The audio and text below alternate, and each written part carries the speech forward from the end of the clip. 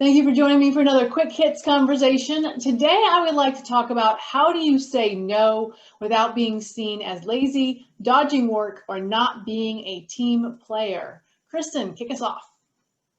With the caveat that some people are going to accuse you of that no matter what, I would say that the best way to handle saying no is to be very upfront and very honest about it.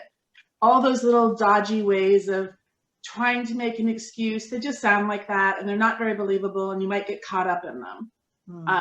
People might have a solution to your objection, and if it's not a real objection, then that's a real problem. But I think that what I discovered, and I discovered this mostly in corporate, whereas I was working for 25 years before I even went to corporate, and I never made the discovery, that the best way to handle saying no is to always offer some alternative solution. It might be as simple as saying, these are what I've got to do. These are what are on the deck. And I'm happy to move project B out 2 weeks and help you with your project. And if you're talking with the boss, they might go, no, you really can't move your deadlines out. So you have just said no without at all being lazy or cooperative or uncooperative. And that riff, that's one of the pieces that I was thinking of is, for me, it's often, okay, what am I setting aside? And sometimes that's limited to the work setting. Sometimes that's, okay, so if I accept this, then you're saying that I need to give up on family, on recreation, on whatever it is, which some people are fine volunteering my time. But I can then say, okay, so when are you giving up yours in that same way for this? And I think that what you just said is the way we probably all internally think. But if this is about how do we have other people feel well of us, I am not sure I would ever verbalize, oh, well, what are you giving up? Or I've already got too much on my plate. I think that that's the truth, but that's not how I would try to achieve the goal of having them all think I'm amazing. Yeah, it might be a bit confrontational. I think it's because generally speaking, especially if we're talking in a business context, often saying no becomes a necessity because, I mean, don't get me wrong, if you find yourself saying no all the time, then there may be a wider problem here. Are you in a job that you hate, or are you being a bit lazy? I imagine there are occasionally situations where someone's just saying no because they're work shy. But if it's just, you know what, I'm definitely doing my bit and even possibly going over and above, but I need to draw a line somewhere because, you know, health and well-being and that kind of thing. I think health and well-being is really the key. I mean, they're great buzzwords anyway. Any boss that's going to hear that and not listen to it and acknowledge it and take it on board, you've learned something very valuable about the boss that you're working for. So I think that's for me absolutely the way forward. You know, if I take this on, you know, I'm not going to be able to give it my full attention. What's more, I'll be spread too thin. I'm nearing burnout as it is. So this is really not sustainable either way. So for all of those reasons, I'm out. You know, just you've got to be clear about that.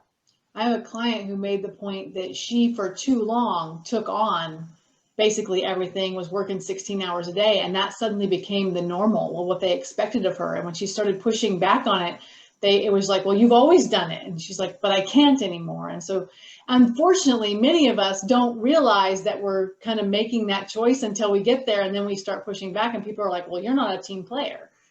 No, I think one of the things, though, that we can do to prevent this from happening is to also be really clear about what work is on our table. So if she's working 16 hours a week, she's not 16 hours a day, she's not communicating clearly or appropriately how much work she's doing. So if I'm going to make sure my boss always knows exactly how much work I'm doing and not in a whiny, complaining way, it's real easy to say no when too much comes on board. We already have a really good communication path. And again, there are some people who are going to abuse you no matter what, like you said, Karina.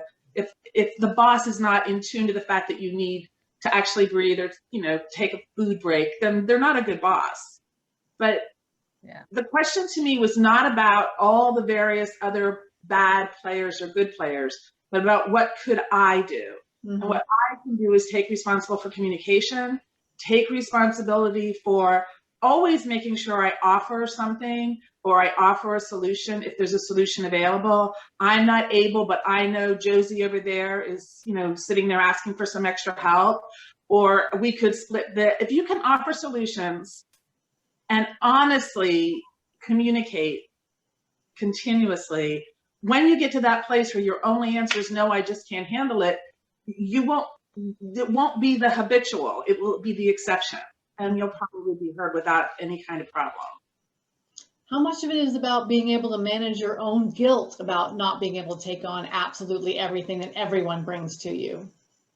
I think a huge amount. Yeah. And I think, because this is the thing, I think this is where with a lot of my clients, I've had to sort of say, you know, what do you, because first of all, how you're measuring yourself and the criteria against which you're measuring yourself may not actually match your boss. It might all be coming from you. You're putting the pressure on yourself rather than coming from your boss. But also it then becomes sort of a question of quality versus quantity. You know, if an argument is ever going to be made that somebody is underperforming, it's rare, very rare, that the argument is put forward where they go, look, you're only doing this many projects. You know, usually the argument is, look at the quality or the standard of the work that you've done, it's just not good enough. So if you're able to confidently look at the work you are doing and go, yeah, it's pretty good, you know, it's decent. Yeah, so sometimes, I mean, that involves self-belief, self-esteem, and, you know, various other things get chucked in there when you start looking at it like that. But it's definitely, you know, it's not about quantity, very rarely. I actually went a slightly different direction. For me, the feeling that comes up is typically not guilt at taking on or not taking on a role. It's, oh, this looks like fun. I want to do it, but I have to say no for various and sundry reasons. Yeah, that's a good point. I think that's even harder when you want to, and then you look at your schedule and are like, yeah, no, that's not going to work. Because I think we often make the mistake that we do say yes, and that's a whole separate conversation of saying yes when you should say no. That's a different quick hit. But I do think that being able, I love your point, Kristin. If you communicate up front, then it's much easier to say no. If you don't accept all of it and create a standard of that you always say yes, then it's easier to say no. And coming with a solution, all really, really good ideas. What else have you experienced when it comes to saying no? I have, on occasion, been brutally honest and said, this is not my strength. If you really want to give it to me, it's gonna not be what you want coming out the other end. And yeah, fine, you want to pay me the extra hours to do that, but it then circles back to, okay, what else are we giving up on? Because I can do this, but I have limited amount of time in the 24 hours that everybody's given. So which one of these other things, or multiples of these other things, are we going to say no to? Do you put that on other people? Like, is it someone else's responsibility? I guess it depends upon the role, right? Is it someone else's responsibility to manage your plate? That's a whole therapy question right there. But it is depending on what role you play in the company. I mean, it might not be anybody else's responsibility at this point in my life to manage my plate, but there are times where I'm not the one setting the priorities. So it is about communicating with whoever is setting up the priorities and setting up the roles. It's a lot of my clients do have to worry about. It's not their choice, and have to really learn how to make their bosses feel good about listening to a no. I agree. I think for me, I'm a firm believer that ultimately, yes, it's always you that controls what goes on your plate.